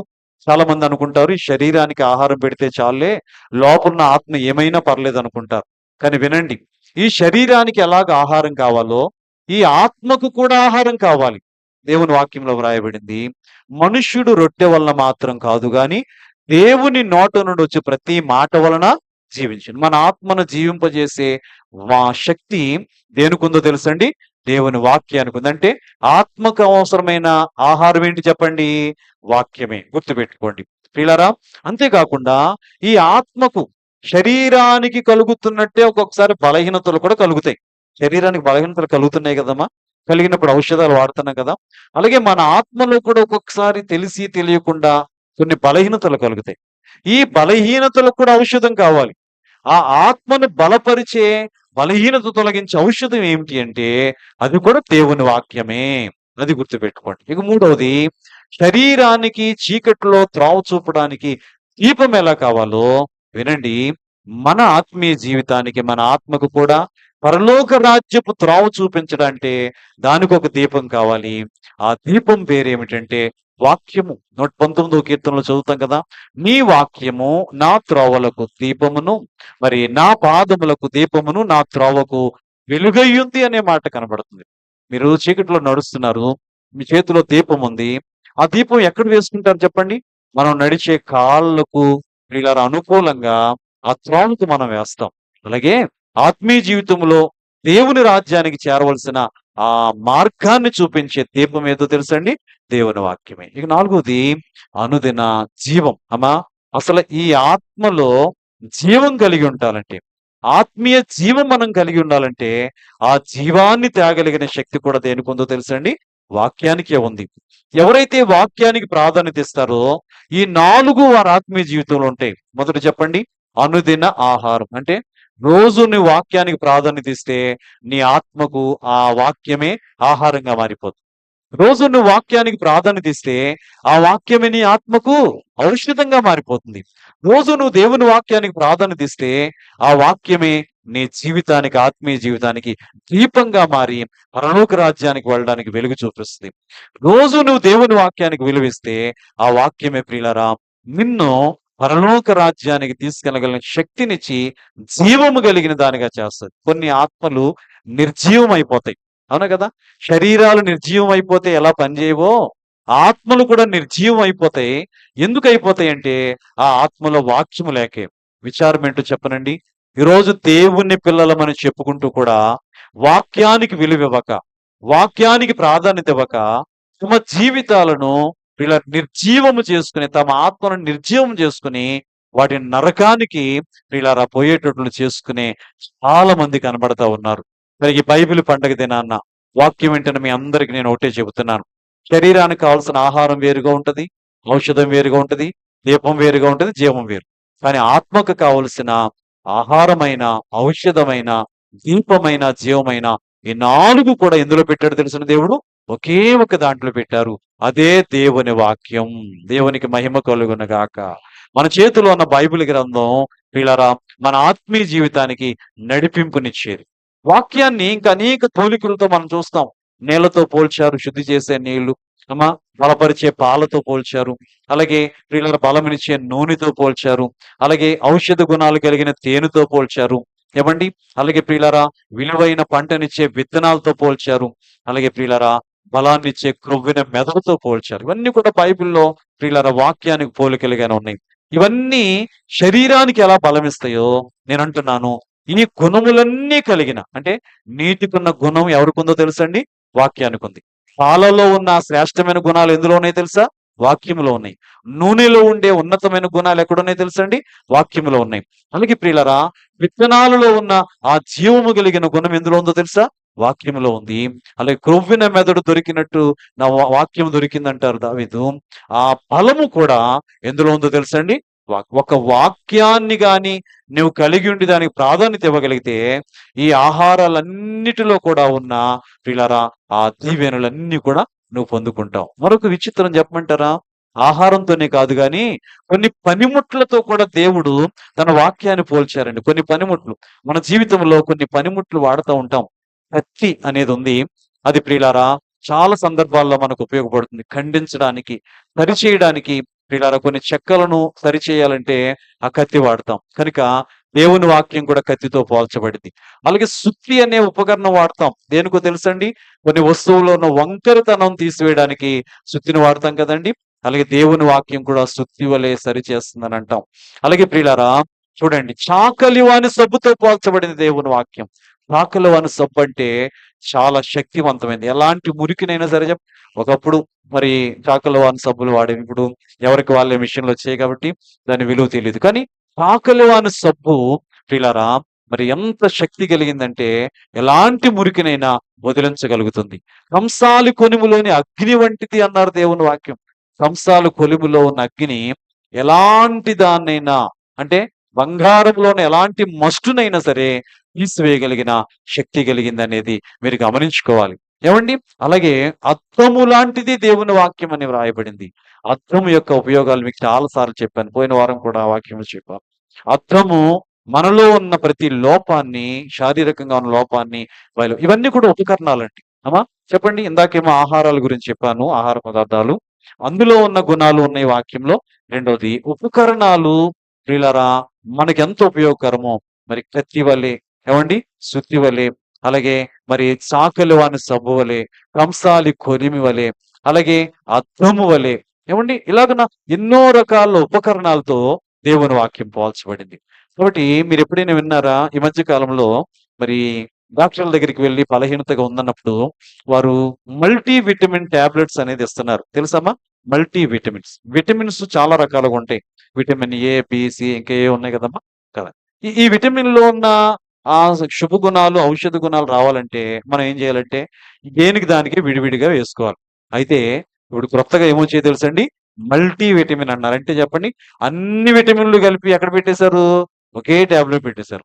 అమ్మా 10 రకాల టాబ్లెట్‌లు కొనుక్కొని వేసుకునే కంటే ఒకే టాబ్లెట్ వేసుకుంటే ఖర్చు తగ్గుతుంది. అమ్మా సులువవుతుంది కదా! నేనంటున్నాను మన జీవితానికి, ఆత్మీయ జీవితానికి దేవుని వాక్యం ఎలాంటిదో తెలుసండి? మల్టీ విటమిన్ లాంటిది. నమ్మితే దేవునికి స్తోత్రం చెప్పండి. కాబట్టి నువ్వు దేవుని వాక్యం ఉపయోగిస్తే నీ ఆత్మకు ఎన్ని పోషకాలు కావాలో అన్ని దేవుడిచ్చేస్తాడు. అలాగే మరొకటి ఏమండి? మల్టీ టూల్స్ అని ఉన్నాయి. అమ్మా ఒకే ఉపకరణంలో రకరకాల పనులు చేసే టూల్స్ ఈ మధ్య కాలంలో ఆన్‌లైన్‌లో అవి దొరుకుతా ఉన్నాయి. అందులోనే టర్నర్ స్క్రూ ఉంటుంది. అందులోనే రెంచులు ఉంటున్నాయి. అవునా కదా! అందులోనే కటింగ్ ప్లేయర్‌లు ఉంటున్నాయి. కావాలంటే మన దగ్గర కూడా ఉన్నాయి. మీకు చూపిస్తాను కావాలంటే. మామూలుగా కావాలంటే టర్నర్ స్క్రూ వేరుగా, కటింగ్ ప్లేయర్ వేరుగా, ఏమండి? రెంచులు వేరుగా విడివిడిగా కొనుక్కోవాలి. అవన్నీ ఇన్నవుతాయి. బోలెడు డబ్బులవుతాయి. కానీ ఇప్పుడు కొత్తగా మల్టీ టూల్స్ అనేవి వస్తున్నాయి. అందులో అన్నిటిలో ఒక దాంట్లోనే వచ్చేస్తున్నాయి. ఏది సులువు చెప్పండి మనం కొనుక్కోవడానికైనా, వాడుకోవడానికైనా? అన్నీ కలిపి ఉన్నదే గదండీ! అంతే కదా! ఇప్పుడు ఆల్ ఇన్ వన్ ఏదో చూస్తున్నాం మనం. ఆల్ ఇన్ వన్ అంటే మనకు చాలా ఇష్టం. అన్నీ ఒక దాంట్లో ఉండిపోవాలమాట. అలా అలాగే నేనంటున్నాను. దేవుని వాక్యం మన ఆత్మీయ జీవితానికి కావాల్సిన మల్టీ టూల్ లాంటిదన్నమాట. అంటే అన్నీ ఉన్న ఉపకరణం లాంటిది. కాబట్టి ఈ వాక్యాన్ని గాని మనం ప్రాధాన్యత ఇవ్వగలిగితే ఈ వాక్యం మన జీవితంలో అన్ని పనులు కూడా చేయగలుగుతుంది. మన ఆత్మీయ జీవితాన్ని అన్ని పనులు చేయగలిగిన శక్తి కలిగింది. కాబట్టి ఈ బైబిల్ పండుగ దినాన మీ అందరికీ తెలియజేస్తున్న మాటేంటంటే దేవుని వాక్యానికి విలువివ్వండి. దేవుని వాక్యానికి ప్రాధాన్యత ఇవ్వండి. దేవుని వాక్యానికి ప్రియులారా ఉన్నతమైన సమయం ఇస్తే అది మిమ్మల్ని బలపరుస్తది. ఏంటి? ఎలాగివ్వాలి? ఏ విషయంలో ఇవ్వాలంటే ప్రకటన గ్రంథం మొదటి అధ్యాయం 3వ వచనంలో వ్రాయబడిన ఒక మాట చూడండి. ప్రకటన గ్రంథం మొదటి అధ్యాయం 3వ వచనంలో గాని మనం చూడగలిగితే అద్భుతమైన మాట అక్కడ వ్రాయబడింది. ఇదిగో సమయము సమీపించినది కనుక ఈ ప్రవచన వాక్యములు చదువువాడును వాటిని విని గైకొనువాడు ధన్యుడు అనే మాట ఉంది. అమ్మా ఇలా చూడండి ఒకసారి. అక్కడ వ్రాయబడిన మాటలో దేనికి ప్రాధాన్యత ఇచ్చారంటే దేవుడు వాక్యం మరి ప్రవచన వాక్యం అన్నారు. ప్రవచన వాక్యమైన దేవుని వాక్యమే, దేవుని మాటే. అమ్మా సమయము సమీపించింది గనుక అనే మాట అన్నారు. వినండి, సమయము సమీపించిందట. దేనికి సమయం సమీపించింది? నేనంటాను ప్రాముఖ్యంగా మన జీవితాల్లో మనం గుర్తుపెట్టుకోవాల్సిన 2 విషయాలు. సమయము సమీపంగా ఉంది దేనికి అనంటే, ఒకటి మీరు గమనించండి. ప్రభువు రాకడ సమయము సమీపంగా ఉంది. రెండోది మన పోకడ సమయం కూడా సమీపంగా ఉంది. ఈ 2 డేట్లు ప్రపంచంలో ఎవరికైనా తెలుసమ్మా? ప్రభు రాకడ ఎప్పుడు జరుగుతదో, మన పోకడ ఎప్పుడు జరుగుతదో ఎవరైనా చెప్పగలరా? అంటే మిగిలిన విషయాలు డేట్లు చెప్పొచ్చేమో గానీ, మన జీవితంలో ఆయన వచ్చేదెప్పుడో, మనం ఈ లోకాన్ని విడిచిపెట్టేదెప్పుడో ఎవరికీ తెలీదు. కనుక వీటికి ఎప్పుడు కూడా మనం ఏం తలంచాలో తెలుసా? ప్రభు రాకడ నేడే అనుకోవాలటండి. అయ్యగారు కూడా రాశారు. నేడే ప్రభు వచ్చుననుకున్న వాడే ధన్యుడు. వారు తప్పనిసరిగా మేఘం ఎక్కకుండా ఉండరు. కాబట్టి రాకడ నేడే అన్నట్టుగా ఉండాలటండి. అలాగే ఇంకో మాట కూడా అంటున్నాను, ఎవరు అభ్యంతర పడకండి కానీ, ఈ రోజే ఒకవేళ నాకు చివరి దినమైతే భూమి మీద నేను చేయాల్సిన పనులన్నీ నేను చేశాను లేదా? నా లెక్క సరిగా ఉందా లేదా? కదా దేవుడు బెల్షస్సర్ అనే రాజు విషయంలో మెనే మెనే టెక్కేలు ఉపార్చనని రాస్తూ, నిన్ను త్రాసులో తూచాను, నీవు లెక్క సరిపోలేదు, నీవు తేలిపోయావు అన్నారు. దేవుడు ఎప్పుడు మన లెక్క పూర్తి చేస్తారో తెలియదండి. ఏ రోజు పూర్తి చేసినా మనం ఎలా ఉండాలో తెలుసండి? నా లెక్క సరే అన్నట్టుగా ఉండాలమ్మా. అప్పుడప్పుడు మరి కొన్ని ఇన్కమ్ ట్యాక్స్ రైడ్లు, అలాగే కొన్ని చెకింగ్లు చేసే అధికారులు వస్తూ ఉంటారు కదా! వాళ్ళు వచ్చేసరికి వ్యాపారాలు చేసే వాళ్ళు తెలుస్తుంది. మన రమణ గారిని అడగండి చెబుతారు. వాళ్ళు ఎప్పుడు వస్తారో తెలియదు కదండి. వాళ్ళు వచ్చేసరికి అకౌంట్స్ ఎలా ఉండాలండి చెప్పండి? ఎలా ఉండాలి చెప్పండి? అప్ టు డేట్ అంటే ఏ రోజుకి ఆ రోజు సరిగా ఉండాలి. నేను వచ్చే నెల అప్పు చెప్తానంటే ఊరుకుంటారు వాళ్ళు? ఊరుకోరు. నీ పని ఏంటంటే ఏ రోజుకి ఆ రోజు నీ లెక్క తేల్చుకోవాలంతే. నువ్వు పని ముగించే ముందు, ఆ రోజు వ్యాపారం ముగించే ముందు, వ్యాపారస్తులకు తెలుసు బాగా. ఆ రోజు వ్యాపారం ముగించే ముందు ప్రతిదీ నువ్వు ఎంత అమ్మావు, ఎంత వచ్చింది అన్ని కూడా లెక్క సరిపోవాలన్నమాట. సరిపోతే హమ్మయ్య అనుకుంటారు. లేదు ఆ రోజు లెక్కలు సరిగ్గా వేయలేదనుకోండి, ఆ మరుసటి రోజే ఏమండి మరి ఆఫీసర్లు వచ్చారనుకోండి అధికారులు, వాళ్ళకి ఏం చెప్పాలో తెలీదు. ఏమండి వాళ్ళ దగ్గర తల వంచుకోవాల్సి వస్తది. అవసరమైతే మనకున్న ఆధిక్యత పోగొట్టుకోవాల్సి వస్తుంది. అలాగే దేవుడు కూడానమ్మా ఏ రోజు మన లెక్క ముగిస్తాడో మనకి తెలియదు. అందుకే దైవజనుడైన మోషే గారు 90వ కీర్తనలో ఏమని ప్రార్థన చేశారు? మా దినములు లెక్కించుట మాకు నేర్పము, జ్ఞాన హృదయము మాకు. నిజంగా జ్ఞాన హృదయం కలిగిన వాళ్ళు ఏ రోజుకి ఆ రోజు, ఏమో ఈ రోజే దేవుడు నన్ను లెక్క అడిగితే, ఈ రోజే నన్ను రమ్మంటే నేను అన్ని సరి చేసుకుని ఉన్నానా లేదా అని ఉండాలి. కాబట్టి మన పోకడైనా ప్రభు రాకడైనా మనకి తెలియదు కనుక ఈ రెండు కూడా సమీపంగానే ఉన్నాయి అనుకోవాలండి. ఎప్పుడు ఎప్పుడు సమీపంగానే ఉన్నాయి అనుకున్నారు. ప్రకటన గ్రంథం 1:3 వచనంలో చదువుకున్నాం. సమయము సమీపించింది కనుక ఏం చేయాలి? ఈ ప్రవచన వాక్యములు 3 పనులు ఉన్నాయండి అక్కడ. వాక్యం విషయంలో 3 పనులు. జాగ్రత్తగా వినండి. వాక్యం విషయంలో దేవుని పిల్లలు చేయాల్సిన 3 పనులు. మొదటిది ఈ ప్రవచన వాక్యములు చదువుట, రెండోది వినుట, మూడవది గైకొనుట. ఇలా చూస్తున్నారండి అందరూ? 3 పనులు వాక్యం విషయంలో ప్రతి ఒక్కరూ చేయవలసిన పని. చదవాలి మొదటిది, రెండోది చెప్పండి వినాలి, మూడవది గైకొనాలి. అయితే చాలా విచారం ఏంటంటే కొంతమంది ఇందులో ఒకే అనుభవంలో ఉండిపోతున్నారు. కొంతమంది అండి బైబిల్ చదువుతారు. కొంతమంది ఉంటారు గంటలు గంటలు చదువుతానే ఉంటారు. మందిరాలకు వెళ్ళరు, ఆరాధనకి వెళ్ళరు, ఇళ్ళ దగ్గరే ఉంటారు. ఇళ్ళ దగ్గరుండే దేవుని వాక్యం చదువుకుంటూ ఉంటారు. చదవడం అవసరమే. కానీ నేను అంటున్నాను, కేవలం చదివేసి ఊరుకుంటే కొంతమంది ఏంటంటే చూడండి మరి మన దేశంలో వీళ్ళ కొందరికి ఏంటంటే కొన్ని మంత్రాలు అనేవి ఉంటాయి. ఈ మంత్రాలు చదివితే ఏదో శక్తి వస్తుంది అనుకుంటారు కదండి. కొంతమంది భావన ఏంటంటే కేవలం వాక్యం ఆ మంత్రాల్లా చదివితే శక్తి వచ్చేస్తుంది అనుకుంటున్నారు. అమ్మా, వాక్యం మంత్రంలా చదివితే రాదు శక్తి. వాక్యం ఎందుకోసం చదవాలో తెలుసండి? ఆ వాక్యము దేవుని చిత్తము, నేనేం చేయాలో నా దేవుడు ఈ వాక్యంలో వ్రాయించారు. దేవుని చిత్తాన్ని తెలుసుకోవడానికి నేను చదవాలని ఆలోచన ఉండాలి తప్ప ఆచారం. కొంతమంది అంటారు నేను ఈరోజు 5 అధ్యాయాలు చదివాను లేదా 10 అధ్యాయాలు చదివాను అంట. మంచిదే చదవడం, కానీ ఏం చదవవయ్యా అంటే మళ్ళీ ఏం చెప్పలేరు వాళ్ళు. ఏం చదివంటే చదివేశాను అంతే, ఏం చదివంటే చదివాను. ఏంటి ఉపయోగం? కాబట్టి నువ్వు ఎంత చదివావు అనేది కాదు, చదివింది ఏమైనా గ్రహించావా? చదివింది ఏమైనా గ్రహించావా? అది మనం గమనించుకోవాలి. ఇంకా వాక్యం చదవడం ఒక ధన్యత. చదవడం మాత్రం కాక చదువుతూ వినాలి. వాక్యం వినడం మరొక ధన్యత. ప్రియులారా, వాక్యం వినడంలో ఆశీర్వాదం. చదివినప్పుడు అర్థం కానివి విన్నప్పుడు అర్థమవుతాయి కదా. కనుక రెండవది వినే అంతస్తు ఉండాలి. చదివి విని ఊరుకుంటే కుదరదండి. నువ్వు చదివి విన్నదాన్ని ఏం చేయాలి చెప్పండి? కైకొనాలి అనే మాట ఉంది. అంటే వాక్యం ప్రకారం జీవించాలి. నేను ఈ మూడింటిని 3 ధన్యతలతో పోలుస్తాను. 3 వంతులుగా. ఎలాగో తెలుసండి? కేవలం వాక్యం చదివితే 30 దీవెన. వాక్యం చదువుతూ వింటే 60 దీవెన. వాక్యం చదువుతూ వింటూ కైక్కుంటే ఎన్నంతల దీవెన చెప్పండమ్మా? 100 దీవెన. అంటే నువ్వు వాక్యం చదువుతానే ఉన్నావు. 30 మార్కులే నీకు. వాక్యం చదువుతున్నావు, వింటున్నావు. ఎన్ని మార్కులమ్మా? 60 మార్కులు. వాక్యం చదువుతూ వింటూ దాన్ని గైకుంటే ఎన్ని మార్కులు? 100 మార్కులు. ఒక పరీక్షకి వెళ్లి 100 మార్కులు సంపాదించారంటే అదే కదండి అందరికంటే ఎక్కువ మార్కులు. ఇంకోళ్ళు ఉన్నారండి. వాక్యం పుస్తకం అనబడిన బైబిల్ చేతిలో ఉన్న అసలు తెరవని వాళ్ళు ఉన్నారు. వీళ్ళకి ఎన్ని మార్కులు వేయొచ్చు చెప్పండి? మీరే చెప్పండి అమ్మా.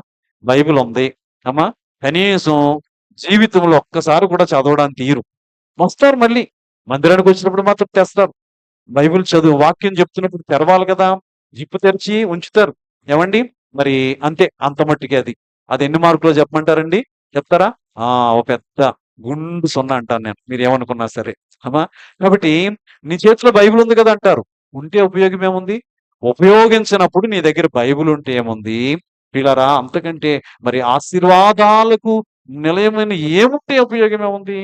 యుద్ధానికి వెళ్ళావు, నీ చేతిలో ఒక పెద్ద ఆయుధం ఉంది, కానీ నేను ఉపయోగించట్లేదు అది. శత్రువు వచ్చాడు నీ ముందుకి. శత్రువుని పడగొట్టాలంటే నువ్వేం చేయాలి? ఆయుధం ఉపయోగించాలి కదా. నా చేతిలో తుపాకు ఉంది చూడు అని చూపిస్తే పని అవుదండి. నా చేతిలో బైబిల్ ఉందని కొంతమంది అదే పని చేస్తారు. అమ్మా, కొంతమంది అలవాటు ఏంటి తెలుసా? దెయ్యాలు మీద పడతాని అని తల కింద పెట్టుకోవడానికి బైబిల్ కొనుక్కుంటున్నారట. ఎంత విచారమో చూడండి. తల కింద, ప్రియులారా, మంచం కింద, పరుపుల కింద పెట్టుకోవడానికి కాదు బైబిల్, పరిశుద్ధ గ్రంథం చెప్తున్నాను కదా. పరిశుద్ధ గ్రంథం చాలా పవిత్రమైన స్థలాల్లో ఉండాలి. తలల కింద, పరుపుల కింద పెట్టుకోకండి. అర్థమైందా? చదువుకోండి. మీకు చెప్తున్నాను, తల క్రింద కాదు, తలంపుల్లోకి వచ్చిందనుకోండి, అది నీకు పని చేస్తుంది. అందుకే నువ్వు చేస్తే పడుకునే ముందు ఒక అధ్యాయం చదువుకో. అప్పుడు ఆ వాక్యం ఎక్కడికి వస్తుంది? తలలోకి వస్తుంది, తలంపుల్లోకి వస్తుంది. అది నీకు ఉపయోగం. అంతేగాని నువ్వు తల కింద పెట్టుకుంటే మాత్రం రాదనుకున్నావా? వస్తుంది. ముఖ్యంగా అలాంటి వాళ్ళ దగ్గరికి ఎక్కువ వస్తుంది. మీకు తెలుసా అండి? మీకు తెలియదు కానీ, అంటే సాతాను కూడా తెలుసు, వీడు తల కింద పెట్టుకుంటాడు కానీ వీడు తలంపుల్లో లేదు వాక్యం, కాబట్టి వీడు బాగా దొరికాడు అనుకుంటారు. నిజంగా వాక్యం బాగా చదివే వాళ్ళు ఎవరు తల దగ్గర పెట్టుకోవాల్సిన పని లేదు. ఎందుకు నేను చెప్తున్నానంటే దానికి ప్రాధాన్యత ఇవ్వాలి. కనుక 3 విషయాలు చెప్పాను కదమ్మా. చదివేవారు ధన్యులు, వినేవారు ధన్యులు, గైకొనేవారు ధన్యులు. కాబట్టి 100 ధన్యత కోసం మనం ఈ వాక్యానికి ప్రాధాన్యత ఇవ్వాలని ప్రభువుని బట్టి నేను మీకు తెలియజేస్తూ ఉన్నాను. కనుక వాక్యం గురించి ఎన్నో సంగతులు ఉన్నప్పటికీ మరి ఆయా సమయాల్లో మనం వాటిని వినొచ్చు. ఈరోజు బైబిల్ పండుగ దినాన మనందరం ఎంత ధన్యులం అంటే, ఇలా దేవుడే తన చిత్తాన్ని, తన ఇష్టాన్ని మనకు తెలియచేయడానికి ఈ గ్రంథాన్ని మన చేతిలో పెట్టారండి. మరి ఈ గ్రంథాన్ని మన చేతిలో పెట్టినందుకు దీనిని మనం సరైన రీతిగా ఉపయోగించుకోవాలని ప్రభువుని బట్టి మీకు తెలియజేస్తాను. సరే, ఒక చిన్న పోలిక కూడా చెప్పి ముగించేస్తాను. ప్రియులారా, వినండి. మరి ఏదైనా తోటలో దేవుడు సృష్టిని చేసినప్పుడు, ఆదాములను కలుగు చేసినప్పుడు, వాళ్ళకంటే ముందుగానే ఆ యొక్క తోటలో అనేక రకాల ప్రియులారా మరి వృక్ష జాతిని, చెట్లను ఎన్నో దేవుడు మొలిపించాడు. అవన్నీ కూడా దేవుని మాట బట్టే వచ్చాయి. అమ్మా, అందులో ప్రాముఖ్యంగా కొన్ని చెట్ల గురించి మనం చూస్తూ ఉంటాం. ప్రభన్నారు, నిరభ్యంతరంగా ఈ తోట చెట్ల పండు ఏదైనా నువ్వు తినన్నారు. చివరికి జీవవృక్ష ఫలము కూడా అక్కడ ఉంది, దాన్ని కూడా తినన్నారు. ఒక చెట్టు విషయంలో మాత్రం దేవుడు చెబుతూ అన్నారు, ఆ చెట్టు పండు మీరు తినొద్దు అన్నారండి. ఏమండి? ఏంటి ఆ చెట్టు పేరు చెప్పండి? మంచి చెడ్డల తెలివినిచ్చు చెట్టు. ఆ పేరు మీరు జాగ్రత్తగా గమనించండి. చాలా మందికి సరైన అవగాహన లేక ఆ చెట్టే పాపం అనుకుంటున్నారు. ఆ చెట్టులో పాపం లేదండి. జాగ్రత్తగా మీరు గమనించండి. నిజానికి ఆ చెట్టులో పాపం ఉండుంటే అసలు దేవుడు ఆ చెట్టును సృష్టిలో వేసి ఉండేవాడే కాదు. దేవుడు సృజించిన దాంట్లో ఏది చెడు లేదు. అన్ని కూడా మంచివి మంచివి అన్నాడు కదమ్మా. చెప్పండి, దేవుడు అన్ని సృష్టిని చేసినప్పుడు మంచివి అన్నారు. ఆ మంచివి అన్న దాంట్లో ఈ మంచి చెడ్డలు తెలివినిచ్చే చెట్టు కూడా ఉంది కదా. మనం గ్రహించవలసింది ఏంటంటే, ఆ చెట్టు యొక్క లక్షణం ఏంటంటే, దాని ఫలము తింటే ఏది మంచో ఏది చెడ్డో తెలివిస్తుంది అంతే. మంచిని చెడ్డను ఇవ్వదది. మంచేదో చెడ్డేదో తెలుసుకునే శక్తినిస్తుంది. కాబట్టి అది చెడ్డే కాదు. మరి అనుకోవచ్చు, మరి ఆదామవులు తిన్నప్పుడు ఎందుకు పాపులు అయిపోయారంటే, ఆ పండు తిన్నందుకు కాదండి, దేవుడు చెప్పిన పని చెయ్యనందుకి. వాక్యం ఏమంటుందంటే ఆజ్ఞాతిక్రమమే పాపం. ఆజ్ఞ ఏంటి అక్కడ? మీరు నేను చెప్పే వరకు ఆ పండు తినొద్దు అంతే. నిజానికి నేను అంటున్నాను, ఆ చెట్టును దేవుడు వేసింది ఎవరి కొరకంటే ఆదామవుల కోసమే. ఆదామవ్వలకి ఒక సమయం వస్తది. ఆ సమయం వచ్చినప్పుడు దేవుడే ఇస్తాడు ఆ పండు, ఆ చెట్టు. ఏమండి, జీవవృక్ష ఫలాన్ని తినమని చెప్పిన దేవుడు ఆ పండునివ్వడా చెప్పండి? అయితే మనం గమనించవలసింది ఏంటంటే, సమయం వచ్చే వరకు వారు ఆగలేదండి. ప్రతి దానికి సమయము కలదని ప్రసంగి గ్రంథంలో ఉంది. అమ్మా, ఆ తోట చెట్లలో ప్రతి పండు మీరు తినొచ్చు అన్నారు దేవుడు. కానీ ఈ చెట్టు పండు ఎందుకు తినొద్దన్నారంటే, అప్పటికి ఆ పండు తినడానికి ఇంకా వీరికి యోగ్యత రాలేదు. సమయం ఉంది. ఆ సమయం వచ్చినప్పుడు ఆ అవకాశం ఇస్తాడు. మీకు చిన్న ఉదాహరణ చెబుతాను. ఉదాహరణకు మన ఇంట్లో ఒక చిన్న బిడ్డ పుట్టాడండి. మరి 11వ రోజో, 13వ రోజో స్నానం చేయించారు. స్నానం చేయించినప్పుడు నలుగురు బంధువుల్ని పిలుచుకుంటాం. ఆ వచ్చినోళ్ళకి ఏం చేస్తాం చెప్పండి? విందేదో ఏర్పాటు చేస్తాం కదా! అప్పుడప్పుడు మనం ఇంట్లో. ఓ చిన్న బిడ్డ పుట్టాడని విందు ఇస్తాం. ఆ విందులో వచ్చిన బంధువులందరూ తింటారు కదని చక్కని బిర్యానీ వండారు. చికెనో, మటనో పెట్టారు. వచ్చినోళ్ళందరూ పెట్టారు. తింటున్నారు, వెళ్తున్నారు. అందులో ఒక ఆయనొచ్చి అన్నారు, "అదేంటమ్మా, ఈ విందంతా ఎవరి కోసం చేశారు? అసలు విందు ఎవరి కోసం చేశారు? ఒక బిడ్డ పుట్టాడనే కదా చేశారు. మరి మా అందరికి పెట్టారు ఈ విందు. ఆ బిడ్డకెందుకు పెట్టలేదు?" అని చెప్పేసి ఒక ముద్ద పట్టుకెళ్ళి ఆ బిడ్డకి గాని పెట్టబోయాడనుకోండి, ఏమంటారు చెప్పండి? మీరేమంటారో చెప్పండి? చెప్పండి, లైవ్‌లో వింటున్నోళ్ళు మీరేమంటారో చెప్పండి? "నీకసలు బుద్ధుందా లేదా?" అంటారు. అంటారా లేదమ్మా? ఏవండీ? ఆ బిడ్డ పుట్టినందుకు ఏదో విందు చేసుకొని వచ్చినోళ్ళకి అందరికి పెట్టాం. కానీ ఆ బిడ్డ పేరు మీద చేసిన ఈ విందు తినడానికి ఇంకా ఈ బిడ్డకి ఏమి లేదు చెప్పండి? వయస్సు లేదు. ఆరోగ్యం సహకరించదు. ఆ బిడ్డకి పాలు తప్ప మరేం పెట్టడానికి వీల్లేదు. ఒక వయసొస్తదండి. ఆ వయసొచ్చినప్పుడు ఇలాంటి ఆహారాలన్నీ పెడతాం. అంటే దాని అర్థం ఏంటి? బిడ్డ పుట్టిన వెంటనే అతనికి బలమైన ఆహారం పెట్టం కదా! అతని పేరు మీద వచ్చినోళ్ళకి ఆహారం పెడుతున్నాం. కానీ అతనికి పెట్టం. అలాగే నేను అంటున్నాను, ఏదెను తోటలో ఆదామవ్వల్ని దేవుడు సిద్ధం చేసిన తర్వాత వారికొక సమయం కేటాయించారు దేవుడు. ఆ సమయం వచ్చే వరకు కూడా వీళ్ళకి ఈ మంచి చెడ్డల తెలివి ఫలాన్ని ఇవ్వడానికి వీల్లేదు. మరప్పుడు తర్వాత ఎప్పుడో చేయొచ్చు కదా సృష్టి అనొచ్చమ్మా? ఆరో దిన సృష్టిని పూర్తి చేసిన తర్వాత, ఆదామవల్ని కలుగు చేసిన తర్వాత ఇక భూమి మీద ఏ సృష్టి దేవుడు చేయలేదు. ఆరో దినాన్న పనంతా పూర్తి ఉంది కదా! ఆయన చేయవలసిందంతా చేసేసి ఇంక విశ్రాంతిలోకి వెళ్ళిపోయాడు. మీరు గమనించండి, ఆ తర్వాత ఇక దేనిని ఆయన కలుగ చేయలేదు. కనుక ఏమి కలిగినా ఆ 6 దినాల్లోనే కలిగిపోవాలి. ఆ 6 దినాల్లో సృష్టించాలి. కాబట్టి భవిష్యత్తులో అవసరమైన ఆ చెట్టును కూడా దేవుడు ముందుగానే సృష్టించాడు. ముందుగానే హెచ్చరించాడు కూడా. పొరపాటున కూడా మీరు అప్పుడే దాని దగ్గరికి వెళ్ళొద్దు. సమయం వస్తది అప్పుడు ఇస్తానన్నట్టుగా. ఈ లోపల మరి దుష్టుడున్నాడు కదండీ! చెడు తలంపు పుట్టించే దుష్టుడు. వీడు ప్రేరేపించి ఇదే అదును, ఈ పండు తినిపిస్తే దేవుని మాట మీరినోళ్ళవుతారు. దేవుని మాట మీరితే ఇంక వీళ్ళు పాపులే గదా!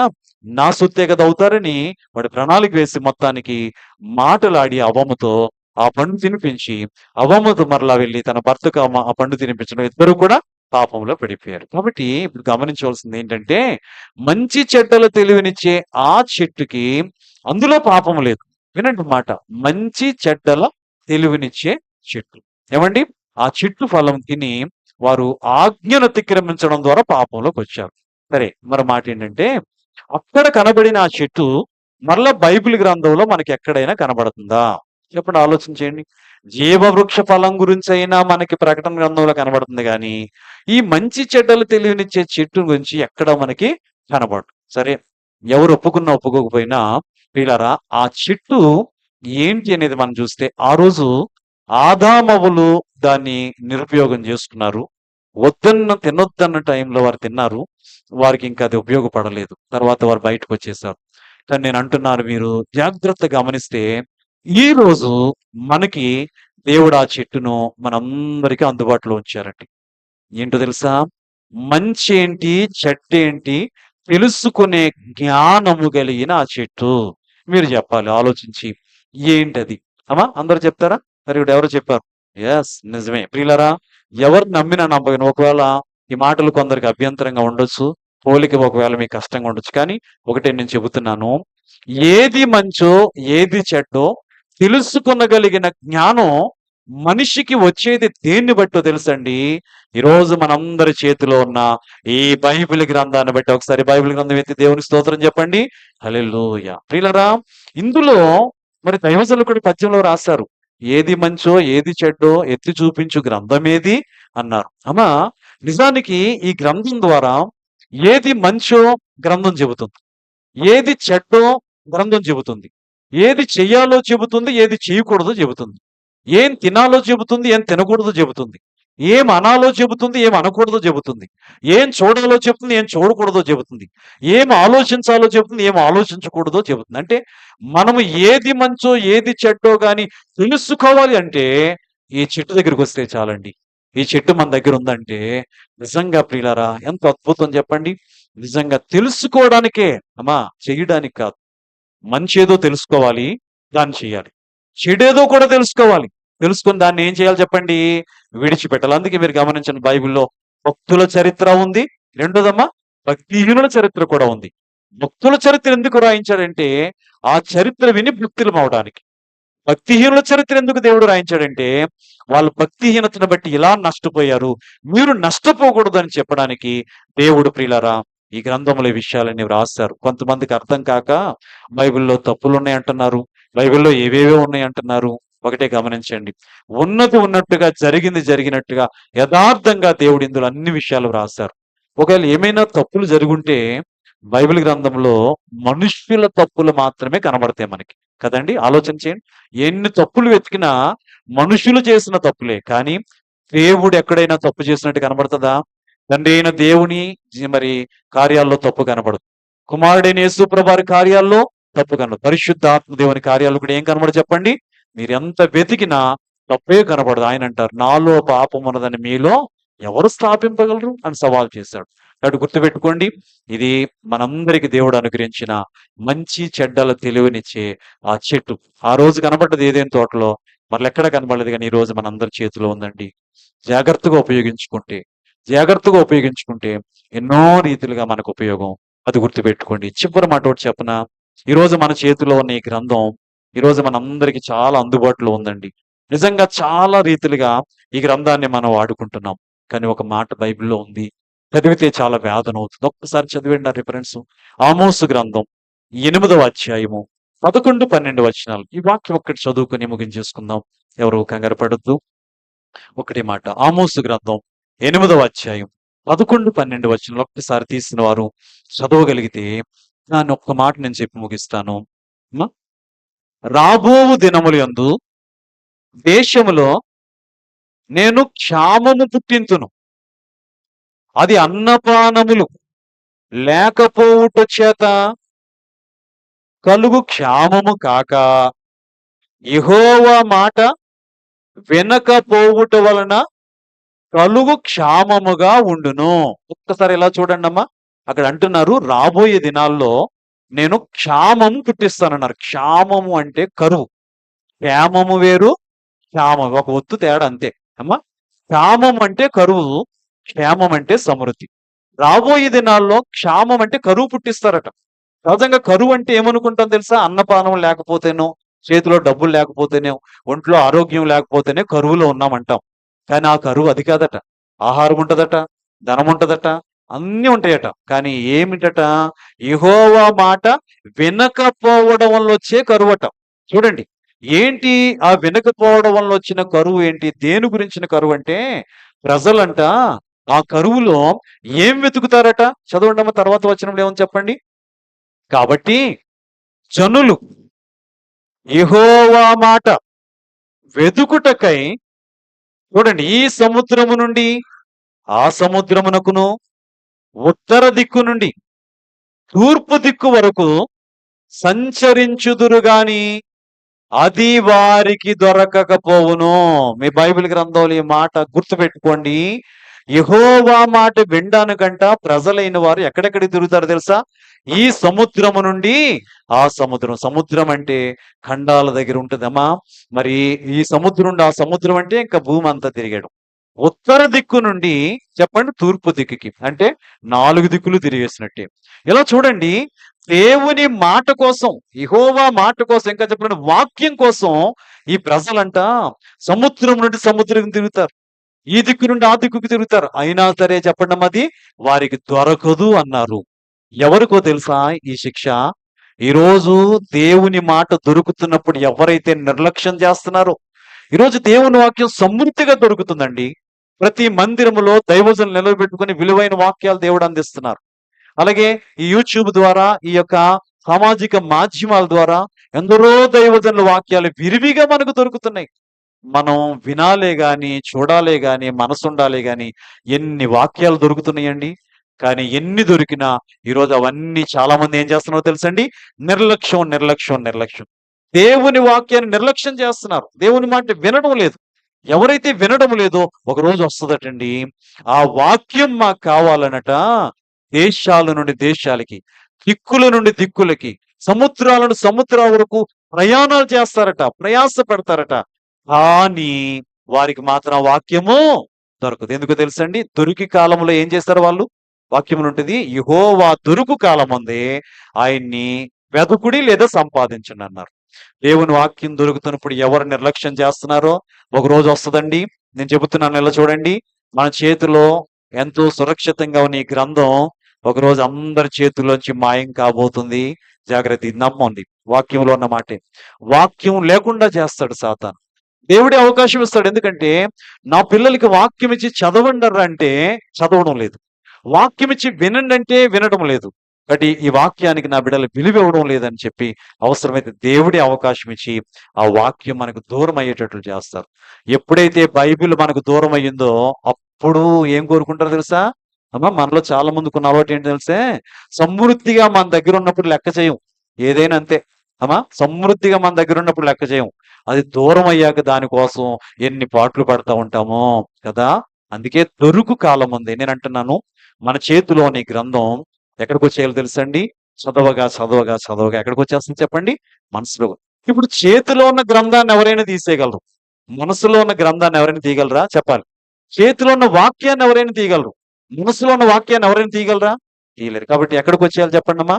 చేతిలో ఉన్న ఈ వాక్యం మనసులోకి వచ్చేయాలి. కనుక ఈరోజు ఈ గ్రంథం విషయంలో దేవుని స్తుతిందామండి. ఎందరో భక్తుల ప్రయాస, ఎందరో ప్రార్థనా పరుల ప్రయాస ఈరోజు మనకి దొరికింది. సమయం దొరికినప్పుడల్లా వాక్యం చదవండి, సమయం దొరికినప్పుడల్లా వాక్యం వినండి, సమయం దొరికినప్పుడల్లా వాక్యాన్ని ధ్యానించండి. పశువులకి ఒక మంచి అలవాటు ఉంటది. ఆహారం దొరికినప్పుడు ఇదేం చేస్తుందమ్మా? వచ్చే వారం తిందాంలే, వచ్చే శుక్రవారం వద్దాంలే అనుకుంటుందా? అమ్మా, దానికి కావలసినంత గడ్డి దొరికిందమ్మా చోట, ఒక గేదో అవో మేకో అలా వెళ్తుంది. ఒక మోపు గడ్డి అక్కడ ఎవరో పడేసి వెళ్ళిపోయారు. చూసింది, చూసి వచ్చే శుక్రవారం వద్దాంలే, ఇంక ఈ శుక్రవారం ఏం వెళ్తాంలే అనుకుంటుందమ్మా? మాట్లాడతలేదు. మీకు అర్థం అవ్వాలి నేను చెప్పే మాటలు. వచ్చే ఆదివారం తిందాంలే, ఇంక ఈ ఆదివారం ఎందుకులే అని వెళ్తుందా?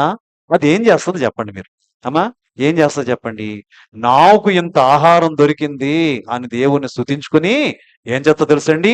దొరికిన ఆహారం గబగబా గబగబా గబగబా ఎంత తినగలదో కడుపు నిండా తినేస్తుంది. అమ్మా, మొత్తం తినేసి ఒక మూల కూర్చొని ఏం చేస్తుంది? నిద్రపోతా.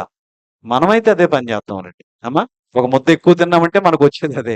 కానీ ఆ పశువులు కలిగిన వాళ్ళు చెప్పండి అమ్మా, ఏం చేస్తుంది ఆ పశువు? ఒక చక్కని చోటు కూర్చుంటది, ఈరుపడిగా, ఇంకెవరు గొడవ తీసుకోదు. కూర్చొని నెమరు వేస్తా ఉంటది. నెమరు వేయడం అంటే ఏంటి తెలుసా? తినిన ఆహారాన్ని మరలా నోటిలోకి తెచ్చుకొని కడుపులోంచి దాన్ని బాగా నమిలి మింగుతుంది. అప్పుడు అది వంట పడుతుంది అన్నమాట.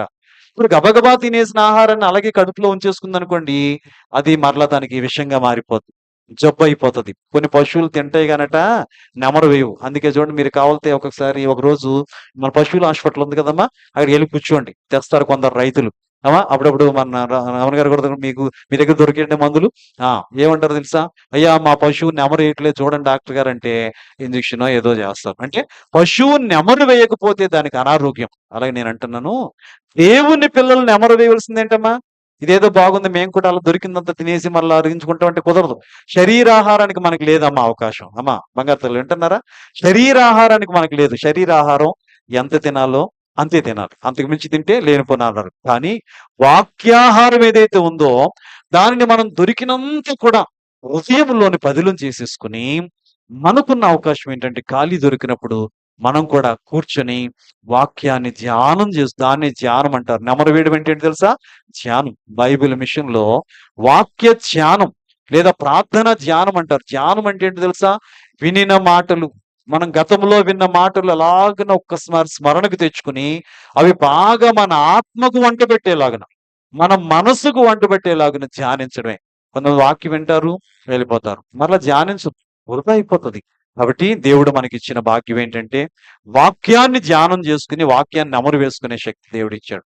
పశువులకి ఆహారం గడ్డిని నెమరు వేసుకుంటే మనం దేవుని వాక్యాన్ని నెమరు వేసుకోవాలి. అందుకే దేవుడు మనకి ఇచ్చిన గొప్ప అవకాశం యూట్యూబ్ ద్వారా ఈ వాక్యాలన్నీ మనకి ప్రియులరా దొరుకుతున్నాయి. కాబట్టి ఇదివరకు చెప్పిన వాక్యం మరలా కావాలంటే దొరికే పరిస్థితి కాదు. ఈరోజు ఎన్నో వాక్యాలు, శుక్రవారం అమ్మగారు చెప్పిన వాక్యం, ఆదివారం నేను చెప్పే వాక్యం మీకు యూట్యూబ్ లో దొరుకుతున్నాయి.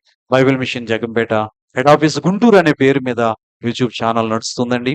సబ్స్క్రైబ్ చేయండి, ఆ వాక్యాలు వినండి, నేర్చుకోండి. 1-2 సార్లు మీరు వింటే ధన్యులవుతారు. కనుక దేవుని వాక్యానికి విలువిద్దాం.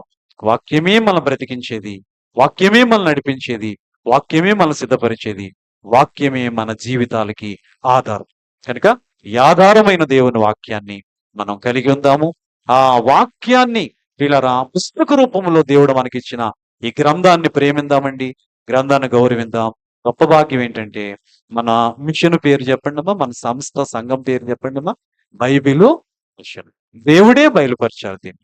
ఏమండి, మరి బైబిల్ మిషన్ పేరు కలిగిన మనం ఆ బైబిల్కి విలువ ఇవ్వకపోతే, ఆ బైబిల్ చదవకపోతే, ఆ బైబిల్ వినకపోతే, బైబిల్ పాటించకపోతే బైబిల్ మిషన్ లో ఉన్న ఉపయోగము లేదంటున్నాను. మరి మన సేవకుల్లో మీటింగ్ ఒకటి జరిగిందండి నిన్నే. ఒక పాస్టర్ గారు నాతో అంటున్నారు మరి ఆ మాట, అయ్యా మేము కూడా బైబిల్ మిషన్ లోకి వచ్చేస్తాం అయ్య గారు అన్నారు. మరి ఏ ఉద్దేశంతో అన్నారు నాకు తెలియదు కానీ అన్నప్పుడు నేను ఒక మాట అయ్యా మన అందరం బైబిల్ మిషన్ వాళ్ళమే. ఎందుకు? బైబిల్ ఉపయోగిస్తున్న మన అందరం కూడా ఎవరము? బైబిల్ ఉపయోగిస్తున్న వాళ్ళు అందరూ ఎవరని చెప్పండి? అందరూ. బైబిల్ మిషన్ అంటే పని అండి. బైబిల్ పని చేసే వాళ్ళందరూ బైబిల్ మిషన్ వాళ్ళే. ప్రత్యేకంగా బైబిల్ మిషన్ అని పేరు పెట్టుకుంటేనే కాదండి, ఈ బైబిల్ని చదివి ఈ బైబిల్ ప్రకారం పని చేసే వాళ్ళందరూ బైబిల్ మిషన్ వాళ్ళే.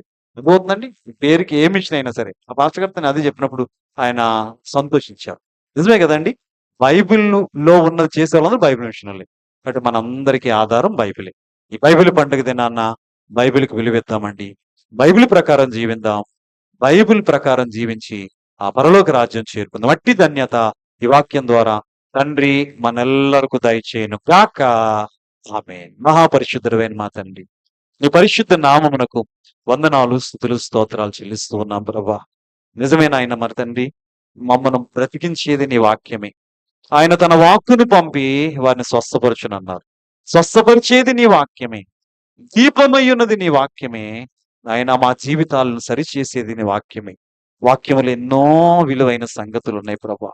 దైవజనుడు చెప్పినట్టుగా అనుదిన ఆహారము వాక్యమే, అనుదిన ఔషధం వాక్యమే, అనుదిన దీపము వాక్యమే, అనుదిన జీవము వాక్యమే. అలాగే వాక్యం ఎన్నో ఆహారాలతో పోల్చబడింది అయ్యా. నీటితో, పాలతో, నూనెతో, తేనెతో, నేను క్రొవ్విన మెదడుతో, విత్తనముతో ఎన్నో అద్భుతమైన పోలికలు ఉన్నాయి. అవన్నీ బలమునిచ్చేవి, శక్తి కలిగినవి.